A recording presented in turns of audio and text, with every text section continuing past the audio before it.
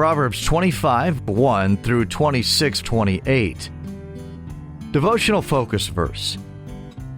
If thine enemy be hungry, give him bread to eat, and if he be thirsty, give him water to drink. For thou shalt heap coals of fire upon his head, and the Lord shall reward thee. Proverbs 25:21 through 22. When I was in my early 20s, I worked in the construction industry as a sheet metal apprentice. Just a week after I married, I was laid off from the shop where I'd been working, something that was not uncommon for entry-level employees in the building trades at that time.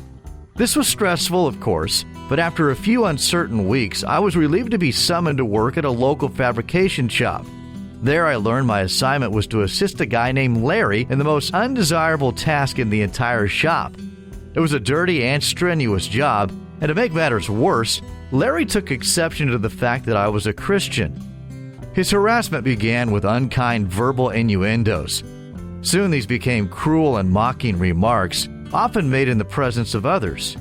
I began each day with certain knowledge that I would have to endure another round of humiliating comments hurled in my direction. Then, to make matters worse, Larry began to look for ways to put me in harm's way. One time, he nearly ran me over with a forklift as we were moving pallets of metal from one area to another. What was initially just an embarrassing situation became one that was potentially dangerous. However, I did not report this. Larry had worked in the shop for a long time and was seemingly well regarded by the senior shop workers. Since I was the newest member of the crew, it seemed prudent to remain silent or risk becoming unemployed again. I made up my mind to follow instruction from God's Word in dealing with Larry, determining that not only would I pray for him, but I would be as kind and helpful as possible. Every day became a new opportunity for me to be the best worker I knew how to be and to make him look good to the supervisor since he was technically in charge of our assigned duties. Of course, this puzzled him, and while he certainly was not receptive to my Christian convictions, in time he began to find fewer reasons to make my life miserable. Then one day the shop foreman took me aside and informed me that while Larry and I had done great work, we were caught up, and it wasn't feasible for the company to keep both of us as employees. Larry had seniority, so it was only right that he stay on. I needed to plan to be out of work in a few days. At the end of our conversation, he asked me what my trade experience had been prior to coming to his shop. Not supposing that my response was of particular importance, I told him I had worked in a much smaller shop doing metal fabrication. Although I didn't know it at the time, that type of work was typically reserved for seasoned journeymen. The foreman's eyes lit up when he realized that a lower-paid employee possibly possessed skills of a more highly compensated worker. Later that day, he reassigned me to another project where I worked alongside some of the best and most highly regarded men in the shop. Looking back, I could see how the Lord blessed me for adhering to the principles of His Word. Our focus verse brings out that the most effective way to deal with those who try to do us harm is to do good in return. This can be challenging at times, even for those who have faith and confidence in the Lord. However, God will honor those who honor Him. When we choose to take the high road and live by God's principles, He'll bless us, and His name will be glorified by our actions. Background information. Chapters 25 through 29 are the final collection of Proverbs written by Solomon. Those were preserved and copied by scribes under the direction of King Hezekiah, one of Judah's most godly kings. Some of the most memorable statements in all of the book of Proverbs are found in this section. The sequence and subject groupings of the statements indicate a careful editorial arrangement that's more observable than in any other sections of the book. Many of the sayings in chapters 25 and 26 were directed either toward the king or those who interacted with him in court matters. During the time of Hezekiah, Judah's governmental structure was large and complex. Insight regarding its complexity is found in 2 Kings chapters 18 through 20. Those in governmental positions needed wisdom, and that concern is reflected in this collection. The royal responsibilities spelled out in these proverbs provide helpful wisdom for leaders in every era. Another theme with prominence in these chapters is that of proper speech. In Proverbs 25:11 through 14, Solomon offered 4 comparisons related to oral communication. He said timely words were as pleasing as golden apples in settings of silver. He compared the one who listened to wise counsel and obeyed to ornaments of fine gold. Also, he likened a dependable and truthful messenger to a cold drink in hot weather. On the other hand, he said those who boasted falsely of oral skills were like clouds and wind without rain. The statement in verse 15 that a soft tongue breaketh the bone means that gentle speech calms the most obstinate resistance. In chapter 26, verses 4, 5, 7, and 9 also allude to prudent speaking. Paul quoted from Proverbs 25, 21 through 22, and Romans chapter 12, 19 and 20. The precise meaning of this proverb has been debated, but most Bible scholars agree that it teaches one should respond with kindness rather than seeking vengeance against one who does evil. The first 12 verses of chapter 26 summarize the folly of fools. The implication in verse 2 is that a baseless curse will have no effect. While verses 4 and 5 may seem contradictory, they bring out that answering a fool requires stooping to his level, while at other times a decisive response is necessary to expose foolishness. The implication in verse 8 is that giving honor to a fool is as ludicrous as binding a stone in a sling, thus eliminating the possibility of it being launched. Verses 13 through 16 concern the lazy, those who make excuses for their inactivity and prefer sleeping to working. Verses 17 through 28 refer to various types of troublemakers. The statement in verse 25 that there are 7 abominations in his heart reflects the utmost degree of evil, as 7 is the number of completeness. Conclusion: when we choose to return good for evil instead of seeking vengeance, we honor God through our obedience to His Word. Chapter 25. These are also Proverbs of Solomon, which the men of Hezekiah, king of Judah, copied out. It is the glory of God to conceal a thing, but the honor of kings is to search out a matter.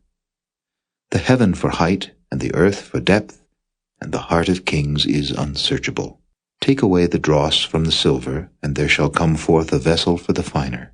Take away the wicked from before the king, and his throne shall be established in righteousness. Put not forth thyself in the presence of the king, and stand not in the place of great men.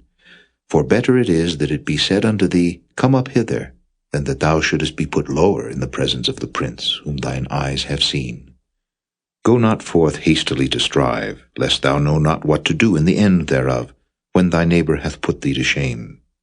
Debate thy cause with thy neighbor himself, and discover not a secret to another, lest he that heareth it put thee to shame, and thine infamy turn not away. A word fitly spoken is like apples of gold in pictures of silver. As an earring of gold and an ornament of fine gold, so is a wise reprover upon an obedient ear. As the cold of snow in the time of harvest, so is a faithful messenger to them that send him, for he refresheth the soul of his masters. Whoso boasteth himself of a false gift is like clouds and wind without rain. By long forbearing is a prince persuaded, and a soft tongue breaketh the bone. Hast thou found honey? Eat so much as is sufficient for thee, lest thou be filled therewith and vomit it. Withdraw thy foot from thy neighbor's house, lest he be weary of thee, and so hate thee. A man that beareth false witness against his neighbor is a maul, and a sword, and a sharp arrow. Confidence in an unfaithful man in time of trouble is like a broken tooth, and a foot out of joint. As he that taketh away a garment in cold weather, and as vinegar upon nitre, so is he that singeth songs to an heavy heart. If thine enemy be hungry, give him bread to eat, and if he be thirsty, give him water to drink. For thou shalt heap coals of fire upon his head, and the Lord shall reward thee. The north wind driveth away rain, so doth an angry countenance a backbiting tongue. It is better to dwell in the corner of the housetop than with a brawling woman and in a wide house. As cold waters to a thirsty soul, so is good news from a far country. A righteous man falling down before the wicked is as a troubled fountain and a corrupt spring. It is not good to eat much honey, so for men to search their own glory is not glory. He that hath no rule over his own spirit is like a city that is broken down and without walls. Proverbs chapter 26. As snow in summer, and as rain in harvest, so honor is not seemly for a fool. As the bird by wandering, as the swallow by flying, so the curse causeless shall not come. A whip for the horse, a bridle for the ass, and a rod for the fool's back. Answer not a fool according to his folly, lest thou also be like unto him. Answer a fool according to his folly, lest he be wise in his own conceit.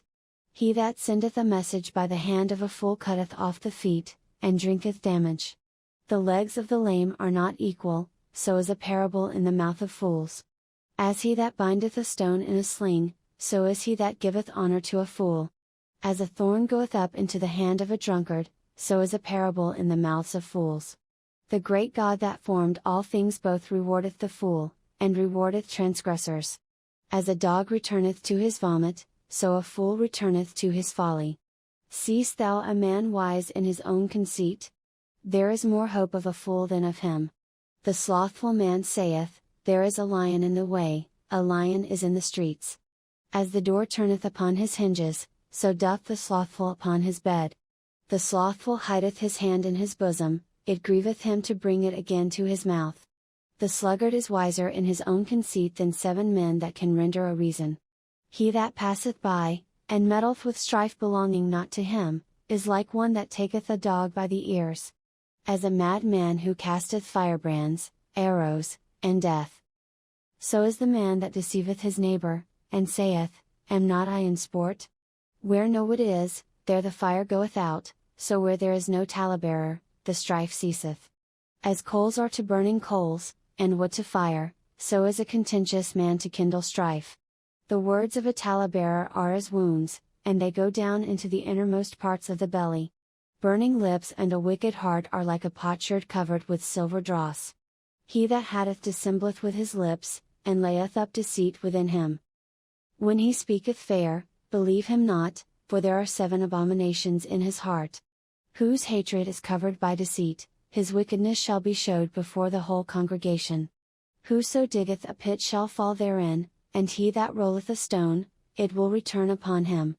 A lying tongue hateth those that are afflicted by it, and a flattering mouth worketh ruin.